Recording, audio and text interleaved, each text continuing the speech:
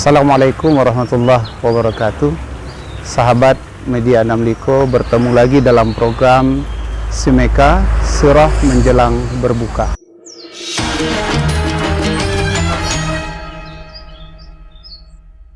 Alhamdulillahi Rabbil Alamin. Nahmaduhu wa nasta'inuhu wa nastaghfiruh. May yahdihillahu fala mudhillalah wa may yudlil fala hadiyalah. Asyhadu an la ilaha illallah wahdahu la syarikalah wa asyhadu anna Muhammadan abduhu wa rasuluh la nabiyya ba'dah. Allahumma salli ala Muhammad wa ala alihi wa sahbihi ajma'in. Usikum wa nafsi bitaqwallah faqad fazal muttaqun. Sahabat media Namliko, di waktu Rasulullah sallallahu alaihi wasallam duduk bersama para sahabat. Hadis ini diriwayatkan oleh Anas bin Malik. Di waktu Rasulullah berkumpul dengan para sahabat, tiba-tiba Rasulullah mengatakan, sebentar lagi akan datang kepada kita di sini salah seorang calon penghuni surga. Kemudian esok hari juga seperti itu. Rasul mengulang lagi, sebentar lagi akan datang kepada kita di sini, bersama kita di sini salah seorang penghuni surga. Sahabat Abdullah bin Amr bin As keheranan, apa amalan yang dilakukan oleh sahabat ini sampai-sampai Rasul mengatakan dia adalah ahli surga. Kemudian Abdullah bin Amr bin As minta izin kepada sahabat tersebut untuk dapat menginap di rumah beliau selama 3 hari dengan alasan beliau sedang ada masalah dengan orang tuanya. Beliau minta izin dengan tujuan sebenarnya ingin melihat, memperhatikan apa amalan-amalan andalan yang dilakukan oleh sahabat yang mulia. Setiap malam dia perhatikan, tidak ada amalan-amalan yang luar biasa yang dia lakukan. Biasa-biasa saja. Dia tidak sholat malam, tetapi setiap terbangun dia beristighfar, berzikir kepada Allah. Itu yang dia lakukan selama 3 malam. Kemudian di hari yang ketiga, Abdullah bin Amr bin As menyampaikan, dia berterus terang, sebenarnya saya bukan bermasalah dengan orang tua saya, tapi saya penasaran dengan perkataan Rasulullah. Kenapa Rasul mengatakan engkau termasuk calon penghuni surga? Maka sahabat ini mengatakan, kalau itu yang engkau tanyakan, wahai Abdullah bin Amr bin As, ada kebiasaan yang selalu saya lakukan. Sebelum saya tidur, saya telah memaafkan kesalahan-kesalahan orang lain. Tidak ada hasad, tidak ada dengki di dalam diri saya. Itu saja yang saya lakukan. Masyiral muslimin, sahabat media Namliko yang dirahmati oleh Allah. Dari kisah yang luar biasa ini, kita dapat menilai bahwa hati yang baik dapat memaafkan orang lain. Itu adalah salah satu syarat masuk surga. Dan di dalam hadis Bukhari dan riwayat Imam Muslim kita baca bahwa ada salah satu pintu surga yang akan dimasuki oleh orang seperti ini, orang yang afina 'anil nas, orang yang dapat memaafkan kesalahan-kesalahan orang lain. Maka memberi maaf jauh lebih baik.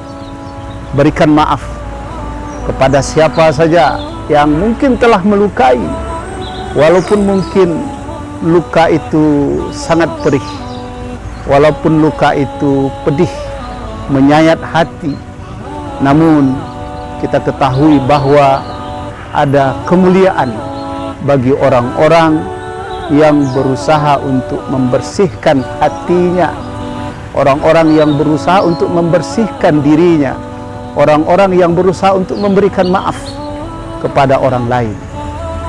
Sahabat media Namliko yang dirahmati oleh Allah, dalam kehidupan sehari-hari kita akan berjumpa dengan banyak hal. Mungkin kita hanya diam-diam saja, tapi datang orang lain mengganggu kita, datang orang lain mempermasalahkan kita, datang orang lain mungkin menghina, menjelek-jelekkan kita, maka yang terbaik saat itu adalah memberi maaf.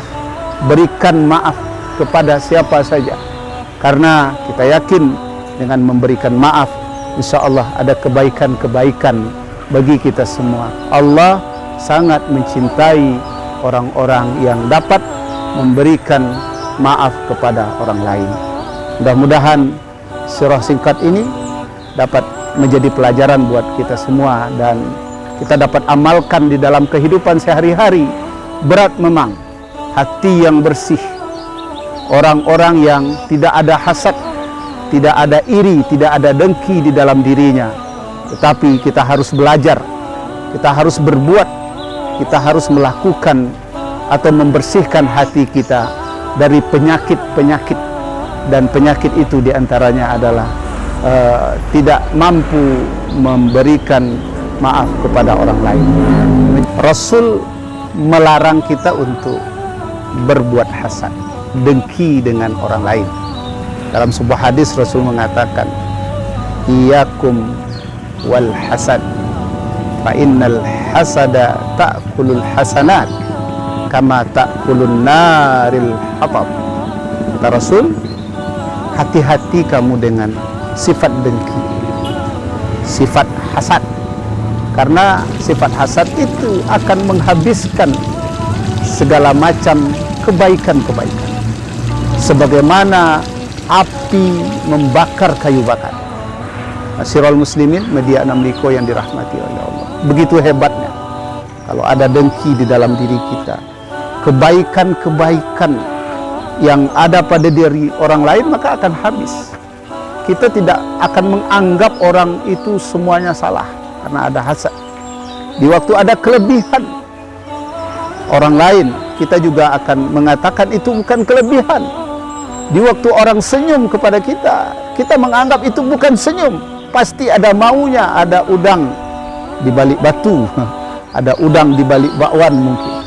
Jadi kalau hasad ini dipelihara, ini sangat berbahaya. Ini penyakit hati yang luar biasa, yang patut kita hindari, yang patut kita jauhi sejauh-jauhnya. Karena kita akan mengubur kebaikan-kebaikan yang banyak yang telah dilakukan oleh sahabat-sahabat kita. Mungkin dulu dia pernah membantu kita, mungkin dulu dia pernah menyelamatkan kita, mungkin dahulu dia telah melakukan sesuatu yang tidak kita ketahui. Masyiral muslimin, apa salahnya di waktu ada orang-orang yang mungkin telah melakukan tindak-tindak sesuatu yang tidak baik kepada kita, kita mendoakan di dalam kesepian, di saat jauh dengan orang lain, kita doakan yang terbaik buat sahabat-sahabat kita tersebut, daripada kita ada kedengkian, merasa kitalah yang paling baik. Ini terkadang suatu penyakit juga. Mungkin ini juga salah satu hasad ada di dalam diri kita. Kita merasa kita adalah orang yang terbaik, orang-orang yang patut dihargai, kita the best, orang yang terbaik, yang lebih dari segala-galanya. Maka masyiral muslimin, media 6 Liko yang dirahmati oleh Allah, ingat apa yang dilakukan oleh iblis, laknatullah. Dia awalnya adalah ahli ibadah, makhluk Allah yang berada di surga, sama-sama ruku, sama-sama sujud kepada Allah subhanahu wa ta'ala dengan makhluk Allah, dengan malaikat yang ada di surga waktu itu. Tetapi karena ada dengki, karena ada juga kesombongan, akhirnya dia terlempar dari kebaikan-kebaikan. Nah, sesuai dengan hadis Rasulullah sallallahu alaihi wasallam tadi yang kita bacakan di awal tadi, hati-hati dengan hasad, karena hasad itu tidak ada baiknya, tidak ada peluang-peluang kita selamat dari kebaikan-kebaikan apapun yang kita lakukan. Media 6 Liko, mudah-mudahan di tengah banyaknya yang menyebabkan kita mungkin tidak menjadi orang-orang baik, mudah-mudahan dengan kondisi hari ini kita berpuasa, menahan diri, dari segala macam bentuk hal-hal yang akan mengganggu puasa kita. Kita menjauhi sikap hasad, kita menghargai orang lain, kita mendoakan sahabat-sahabat kita, kita mampu memaafkan orang lain.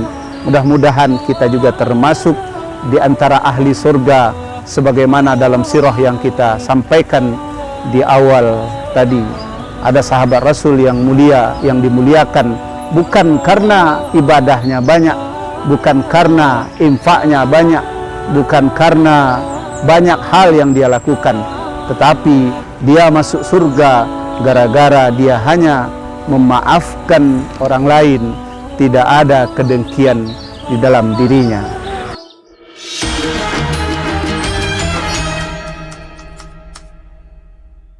Demikianlah semeka kita kali ini, surah menjelang berbuka media Enam Liko. Mudah-mudahan bermanfaat buat kita semua. Nantikan episode selanjutnya. Semoga kita berada di dalam puasa, dalam bulan puasa, dalam kondisi full keimanan, full keyakinan kepada Allah Subhanahu wa taala. Mudah-mudahan kita semua dalam ridho Allah. Allah mencintai kita dan orang lain juga mencintai kita karena kita orang-orang yang mampu memaafkan orang lain, mampu memberikan senyum, mampu memberikan yang terbaik buat saudara-saudara kita, saling mendoakan dan saling berbagi kebaikan. Demikian, Assalamualaikum warahmatullahi wabarakatuh.